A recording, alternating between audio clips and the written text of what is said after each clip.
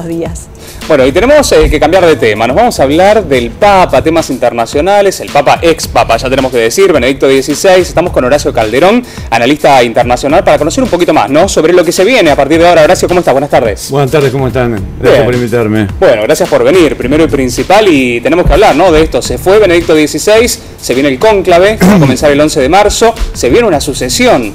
¿Cómo interpreta todo esto la Iglesia Católica? ¿Significa desestabilizar un poco la Iglesia, toda esta situación? No, de manera alguna. Yo creo que la Iglesia es una especie de barca que tiene un rumbo determinado, por supuesto que con ciertas fluctuaciones en el curso, pero no, hablar de desestabilización de la Iglesia no creo que sea el pensamiento correcto, por lo menos el mío, ¿no? Sí, en una pregunta que le hicieron a Benedicto XVI, le preguntaron, ¿usted es el último de este último tiempo o es el primero de un nuevo tiempo de la Iglesia? Y él contestó, un poco y un poco. ¿Habrá cambios a raíz de esta renuncia de Benedicto XVI? Bueno, el único cambio, lo que yo creo que va a ser importantísimo, es el de cambio de Papa, que por primera vez en 600 años hay un sumo pontífice que reemplaza a otro que ha renunciado, ¿no es cierto? O sea que acá no se trata de reemplazar a un papa que ha muerto, sino a otro que en definitiva queda como papa emérito, muy cerca físicamente del sumo pontífice que va a ser designado, elegido por el cónclave de cardenales en pocos días. Y sinceramente, conociendo la composición del colegio cardenalicio, yo no vislumbro mayores cambios, ¿no? Lo que uno realmente espera es a lo mejor un papa joven que no tenga los problemas de salud de Benedicto XVI. Es decir, él dijo que renunciaba porque estaba agotado física y mentalmente, ¿no? Bueno, recordemos que estamos ante un hecho histórico donde un papa no renunciaba a su cargo desde hace 600 años. Exactamente. 6 siglos. Exactamente. 6 siglos con este tema, y por eso la revolución que causó. Exactamente, es un cambio de paradigma en la historia de la Iglesia, ¿no? Porque 600 años es muchísimo. Además que se da en el marco también de un final de ciclo histórico, de siglos, que obviamente es muy largo explicar, y además un cambio generacional. O sea que eso va a tener que enfrentarlo el nuevo Papa, agregando la eclosión que han hecho muchos conflictos justamente en la región del Levante y del Medio Oriente, que es tan cara a la historia de la cristiandad, claro, católica o no, del judaísmo y del islamismo, ¿no? Bueno, eso nos referíamos, o por lo menos me refería yo recién en Horacio, cuando decía, si esto también forma parte de una desestabilización de la Iglesia, sobre todo teniendo en cuenta que es una situación atípica, sí, después de muchísimo tiempo, incluso reconocida por Benedicto XVI, sí, en los fieles, en los peregrinos católicos, sí, apostólicos romanos. ¿Esto no impacta de una manera distinta? Impacta, yo soy católico practicante, ¿no? Entonces puedo hablar también, dejando el análisis de lado, un poco como católico. Desde primera persona, ¿no? Exactamente, sí. O sea que a mí me impactó. No me sorprendió porque ya estaba un poco anticipado, ¿no? Ya de la época de Juan Pablo II, la posibilidad de que un papa renunciara. Sí. Yo como católico no estoy de acuerdo con que el papa renuncie. Bien. Porque eso puede prestarse que el día de mañana obliguen a renunciar a un papa, le hagan una especie de golpe para hacer un papa, etc. O sea, no es un buen precedente. No es un buen precedente para mi punto de vista, ¿no? Lo respeto porque evidentemente es un papa que está enfermo, que está realmente mal de salud y que tiene que enfrentar problemas gravísimos en el seno de la Iglesia, sí, dentro de la Iglesia, y también, por supuesto, en lo que se refiere a la conducción de la vida del alma de más de 1.000 millones de católicos, ¿no? Horacio, desde el Vaticano todavía no quieren hacer ninguna especulación, no quieren dar ningún nombre del que podría llegar a ser el sucesor del Papa, ¿verdad? Exactamente, bueno, que no se estila, y además, por lo general, nadie acierta en las predicciones. En el caso de Juan Pablo II, cuando anunciaban el nombre de él, la gente en la Plaza de San Pedro decía, ¿cómo que dijeron? Que no sabían, no tenían ni idea, ¿no? Claro, Tal vez en el caso de Papa Ratzinger, o sea, Benedicto XVI, sí, podía ser más previsible por el papel fundamental que había jugado este cardenal en ese momento, tras Juan Pablo II. El problema que el cardenal Ratzinger no tiene alguien como él detrás suyo para cuidar en cierta forma el rumbo del trono, ¿no? Horacio, incluso se dice que el cardenal que figura dentro de los favoritos generalmente no suele ser quien finalmente accede al papado. Así es. Además, lo que por lo general figura mucho terminan quemándose, ¿no? Claro. Además que ellos mismos tratan de no expresar todo esto. Yo creo que hace falta un papa joven, un papa vigoroso, un papa que pueda hacer un puente entre los dos grandes mundos, sobre todo el continente americano, parte de Asia, incluso África, donde están los grandes, reservorios, para llamarlo de alguna manera, de católicos, ¿no?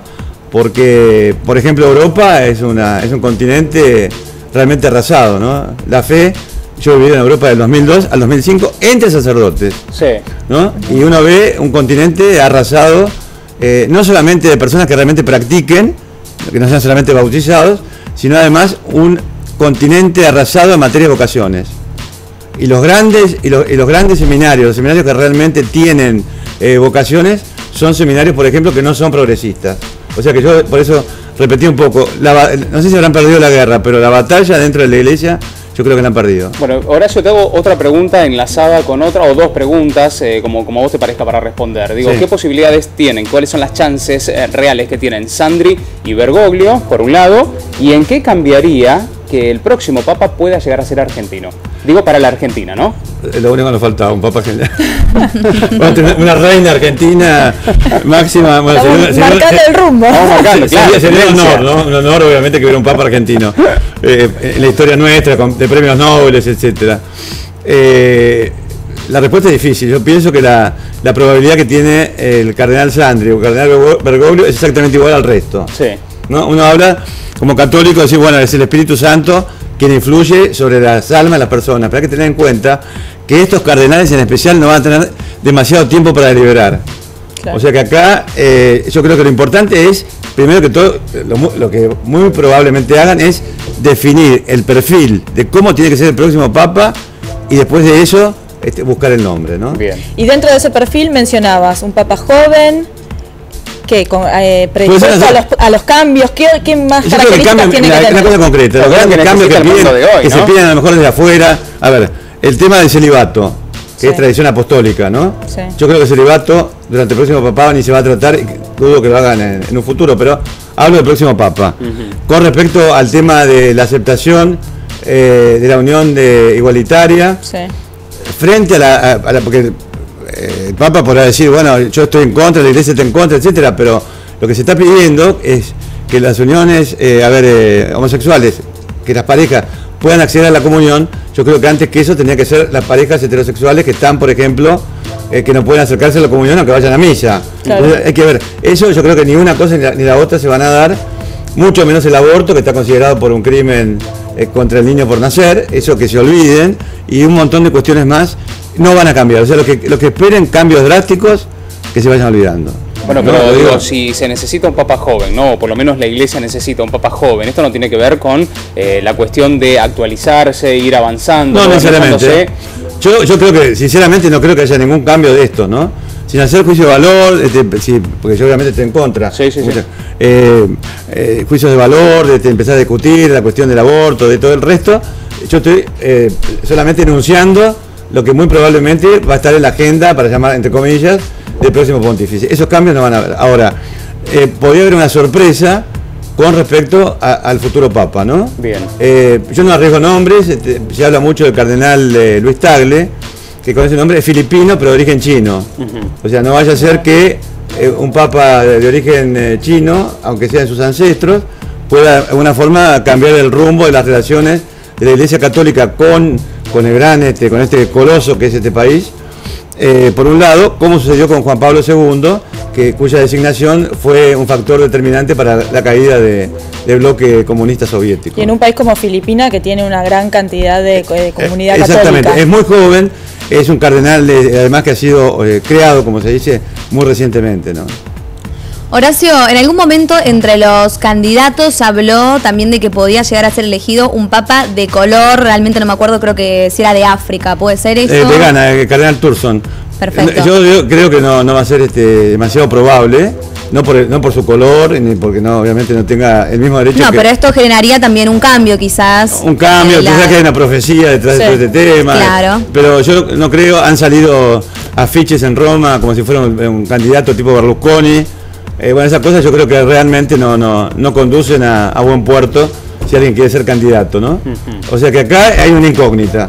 Claro. Yo jamás me jugaría para decir tal o cual cardenal puede ser. Yo creo que cada cardenal por lo menos que esté en condiciones, hasta por la edad, de ejercer el pontificado, bueno, tiene que... está, claro. A ver, el Espíritu Santo dirigir a ver quién puede ser. Ahora, Horacio, el 11 de marzo comienza el cónclave. ¿Cuánto puede demorar? Porque no más allá de Pascua. ¿No más allá de Pascua? Antes de Pascua. Yo creo que antes de Pascua tiene que estar... No debería estar la iglesia sin papa antes exactamente de Semana Santa, ¿no? Claro. Concretamente, ¿no? Ahora estamos en tiempo de Cuaresma. Y tiempo importante. Es un tiempo importante, ¿no? Yo creo que el Papa a lo mejor lo ha elegido, pero esto también tiene, para mi punto de vista, un tope. Y ese tope es este domingo de Pascua, y yo creo que antes también, ¿no? Para anunciar al nuevo Papa, y eso también le va a quitar tiempo para deliberaciones, o como dicen, desde afuera de rosca, que a lo mejor existirán o no, ¿no? Pero uno nunca sabe en definitiva qué es lo que pasa en un cónclave. De manera tal que yo creo que el nuevo Papa debería teóricamente ser elegido antes de Pascua. Horacio, dentro de los posibles candidatos hay muchos candidatos latinos. ¿Es una posibilidad certera de que el próximo Papa sea latino? No hay posibilidades certeras, ¿no? Hay que hablar siempre de probabilidades. Por supuesto, vuelvo a insistir, un Papa latino, un Papa americano, cuidado, porque también hay dos papables, como dicen entre comillas, en los Estados Unidos, son demasiado americanos para el gusto a lo mejor de la curia, ¿no? Y está el cardenal Escola de Milán, que es muy considerado en ese momento, ¿no? Y yo creo que un papa italiano con un carácter fuerte tal vez sería apropiado para poner en caja a la curia romana, que es bastante díscola, y sobre todo con los papas que no pertenecen justamente al país, a Italia, o al continente europeo, ¿no? Bueno, Horacio, te quedas con nosotros. Tenemos que hacer una pausa acá en toda la tarde de sábado, pero vamos a hablar de la salud de Chávez, ¿no? ¿Cómo no? ¿Qué le está pasando al presidente de Venezuela? ¿Cómo no? ¿Te quedás? Por favor. Perfecto. Bueno, nosotros hacemos una pausa aquí en TLT y tras el corte seguimos hablando con Horacio Calderón de este tema, analizando sobre la salud de Chávez. ¿Qué está pasando con el presidente de Venezuela? Así es. No se vayan. Al regreso muchísima más información en toda la tarde hasta las 6 de la tarde haciéndoles compañía. Ya volvemos.